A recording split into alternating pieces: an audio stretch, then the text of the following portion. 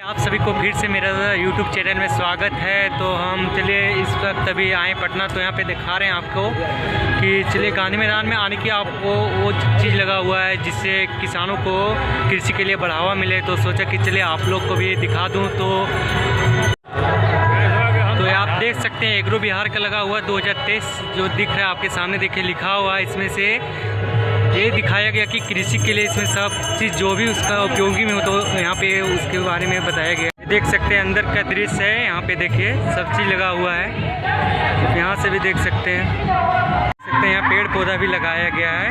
हमारे कृषि के लिए तो सबसे ज़रूरी यही होता है, पेड़ पौधा तो हमारे है, ऑक्सीजन तो देवे करते हैं, तो ये सबसे ज़्यादा ज़रूरी होता है। फिर आगे देख सकते हैं आपको यहाँ पे वो मशीनें दिख रही हैं जो शायद बिहार में पहली बार आया होगा, तो आप इसका भी उपयोग कर सकते हैं खेती के लिए। सब पूरा न्यू ट्रैक्टर का भी लगा हुआ, यानी कि जो आपका मेसी फर्गूसन है, इसको भी कृषि के क्षेत्र में बढ़ावा के लिए लगाया गया। देख सकते हैं आगे देख सकते हैं यहाँ पे वो बहुत सारी मशीनें लगाया गया है जो आपकी कृषि के लिए उपयोगी है। देखिए यहाँ पे